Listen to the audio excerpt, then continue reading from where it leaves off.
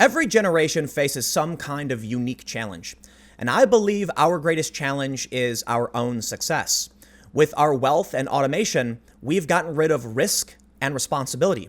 On one side of the culture war, you have parents who are bulldozing all obstacles away from their children, so these young people grow up without actually facing any challenges.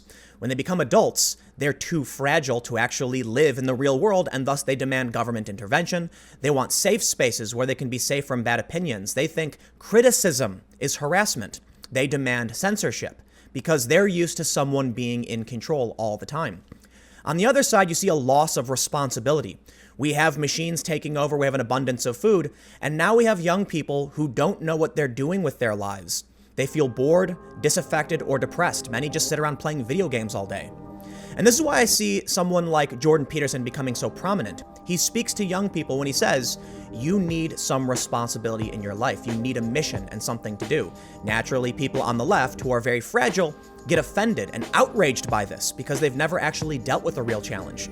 Today, I want to talk about what I see are some of the root causes in the culture war, not all-encompassing, but I want to talk about my upbringing, why I think I've fallen on one side of the argument, why someone like Jordan Peterson has become so prominent, and a story in the New York Times talking about, I kid you not, young people so fragile that in one instance, a woman had to leave college because there was sauce on cafeteria food. I'm not joking. There was sauce on the food and her parents had to protect her from sauce. This is not an exaggeration. But before we get started, make sure you subscribe to our new YouTube channel, youtube.com/subversevideos. The goal for this channel is to produce straight-laced news, expert interviews, and on-the-ground reporting so that we can remove the spin and the bias to the best of our abilities. If you like this channel and my videos, just share them on social media to help spread the message. The first story I have is actually from a couple years ago, December of 2017. From Reason.com, the fragile generation, bad policy and paranoid parenting are making kids too safe to succeed. The story begins. One day last year, a citizen on a prairie path in the Chicago suburb of Elmhurst came upon a teen boy chopping wood. Not a body, just some already fallen branches. Nonetheless, the onlooker called the cops. Officers interrogated the boy, who said he was trying to build a fort for himself and his friends. A local news site reports the police then took the tools for safekeeping to be returned to the boy's parents. Elsewhere in America, preschoolers at the Learning Collaborative in Charlotte, North Carolina, were thrilled to receive a set of gently used playground equipment. But the kids soon found out they would not be allowed to use it because it was resting on grass, not wood chips. It's a safety issue, explained a daycare spokeswoman. Playing on grass is against local regulations. And then there was the query that ran in Parents Magazine a few years back. Your child's old enough to stay home briefly and often does. But is it okay to leave her and her playmate home while you dash to the dry cleaner? Absolutely not, the magazine averred. Take the kids with you or save your errand for another time. After all, you want to make sure that no one's feelings get too hurt if there's a squabble. The principle here is simple. This generation of kids must be protected like none other. They can't use tools, they can't play on grass, and they certainly can't be expected to work through a spat with a friend. And this, it could be argued, is why we have safe spaces on college campuses and millennials missing adult milestones today. We told a generation of kids that they can never be too safe, and they believed us. And this leads me to the story recently from the New York Times, how parents are robbing their children of adulthood. Today's snowplow parents keep their children's futures obstacle-free, even when it means crossing ethical and legal boundaries. The story says, taken to its criminal extreme, that means bribing SAT proctors and paying off college coaches to get children into elite colleges, and then going to great lengths to make sure they never face the humiliation of knowing how they got there. Those are among the allegations in the recent college bribery scandal, in which 50 people were charged in a wide-ranging fraud to secure student admissions to colleges. And now to where this actually gets scary. In her practice, Dr. Levine said she regularly sees college freshmen who have had to come home from Emory or Brown because they don't have the minimal kinds of adult skills that one needs to be in college. One came home because there was a rat in the dorm room. Some didn't like their roommates. Others said it was too much work and they had never learned independent study skills. One didn't like to eat food with sauce. Her whole life, her parents had helped her avoid sauce, calling friends before going to their houses for dinner. At college, she didn't know how to cope with the cafeteria options covered in sauce. Here are parents who have spent 18 years grooming their kids with what they perceive as advantages, but they're not, Dr. Levine said. The reason I was really interested in talking about this issue is because, for one, yes, I focus much of the time on the regressive left and these young people who are extremely fragile and demand authoritarian measures to protect them from things they perceive as threatening, such as words on the internet. But many of these people are struggling. Many of them have massive debt. Many of them are calling for government intervention into their lives because they're not successful. And then I look to myself and I look at how I was brought up and what I experienced, and I am successful. And I think a part of this is why many conservatives believe in personal responsibility. On one side, you have wealthy elite parents in big cities clearing out all obstacles and developing their children into overly sensitive and scared human beings. On the other side, you have people who are carved out of wood, people who work from a young age, work the family business, and have to defend themselves and build their own lives. They then end up being on one side of the political debate. But we do have another side of this coin, and that's the loss of responsibility, which I mentioned early on. People who just don't have anything they have to do. Without that responsibility, then they're bored, depressed, and as we know, the opioid crisis is actually tied to unemployment. If people don't feel like they have something to do, they get sad, they get bored, and sometimes they get angry. Now, to get personal, when I was growing up, I dropped out of high school, never finished. I worked the family business at a young age. At a few points, as I was a late teenager, I was homeless while working at Chicago's O'Hare Airport. And I've actually experienced the real world, and I've tried to meet people of all stripes and all backgrounds to try and better understand what the world is really about. I look to how I grew up, and I look at the struggles I faced and how it prepared me and strengthened me to push forward and become successful. And I think many young people are missing this, and they're becoming angry because they're not successful. Now look, a lot of these young people who went to college, they played by the rules.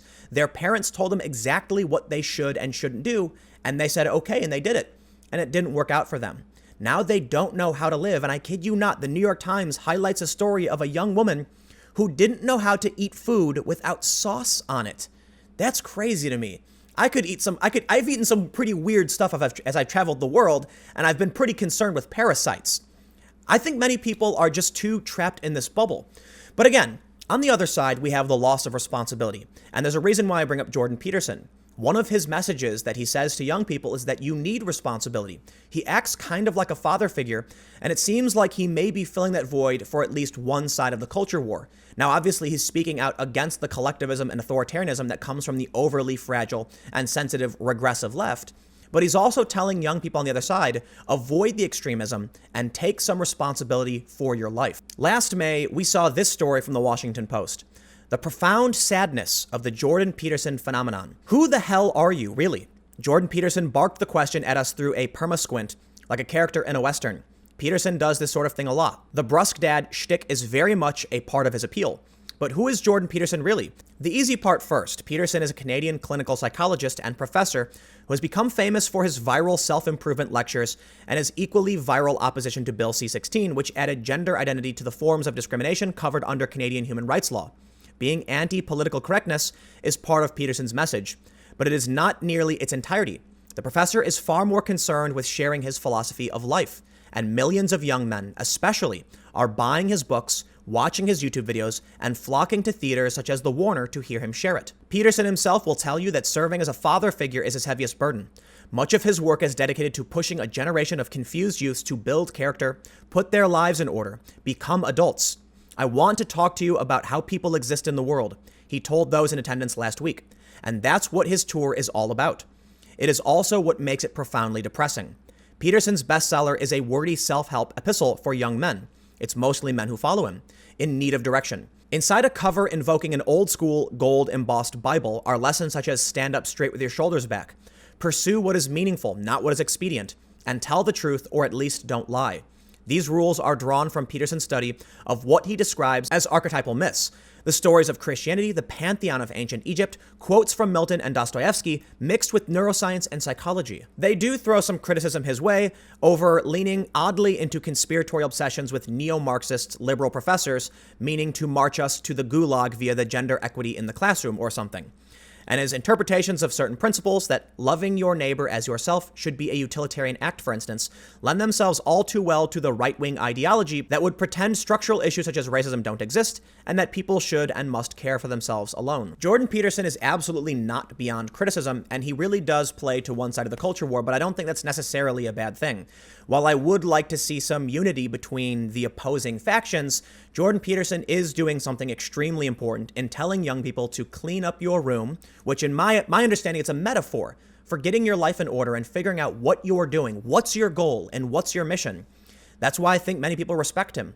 Wayward youth who are depressed, bored, and have no responsibility are being told, you are responsible for your responsibility. No one will come to you and bestow a great mission or quest on your shoulders. No one will bequeath you a legendary sword and tell you this is what must be done. You have to find it. I learned those lessons at a very young age when I was wandering around downtown Chicago, homeless and just skateboarding, crashing at various friends' house or sometimes outside. I realized that there is no great mission. The only mission is what you decide it is. And for me, that kind of changed how I perceived life. And it changed me rather politically. I stopped looking at different sides of the coin as the enemy or the friend. I stopped looking at moral truths as absolute and realized that there really is some kind of subjective vision that people have while there is still an objective reality. And then I started to talk with people who are on the other side of where I was politically, because I was rather far left growing up. I started talking to people who are conservative, and I realized they just have a belief, an opinion. It's different from my opinion, but it's not necessarily fact-based. Some people are utilitarian. Some people aren't. It's like the trolley problem. How would you act when you have 5 people on one side and 1 person on the other? Do you pull the lever to save 5 or to save 1? What would you do? There's no right or wrong answer. We don't know necessarily what we should do. But obviously, because of this experience I had in my life, I do fall on one side of the issue. While I am socially liberal and believe in a lot of progressive policies, I view the rise of the regressive left as something rather terrifying. Young people who are scared of the world and want a nanny state or some kind of system to protect them. I certainly think there are bad actors on the other side of that coin. Young, bored men who do things out of spite or malice or just boredom. They act with reckless disregard because they just have nothing else to do. And that's why Jordan Peterson is excellent, in my opinion. He's a solution to that side of the problem. But what do we do for the people that are overly fragile? While the bored young men on one side can look up to Jordan Peterson and get pulled away from radicalization and find some responsibility in their lives, do something meaningful, what about the regressive left? Who speaks to them and tells them that other people feel differently than you and that doesn't make them bad people? I don't know if we have someone like that, and that's what truly scares me. Admittedly, I don't think that I'm always perfect. I think I actually do a lot of things wrong. I try my best not to, but of course I have opinions. I'm a person. I'm not perfect. And I feel like sometimes I make content that's probably just going to make things worse. I really do. I try not to. I try to talk about how I feel, and as any human being, I sometimes feel certain ways and make videos about them, like this one. Maybe in a month or 2 months, I'll look at this and say, why did I make that video? But typically when I look back at my content, I say, this is how I felt and what I saw, and I just try to be honest. Ultimately, the point I'm trying to make is, the greatest challenge we face, at least right now, this is how I feel, is that we've become so successful, we don't have responsibility. Do we need to farm? Do we need to wake up at 6 a.m. every day to make sure we survive? We really don't. We're rather comfortable. So we have young people laying in all day, sleeping in all day, playing video games, going to the coffee shop, reading books, and just not really doing anything that's going to change the world because we're wealthy and successful.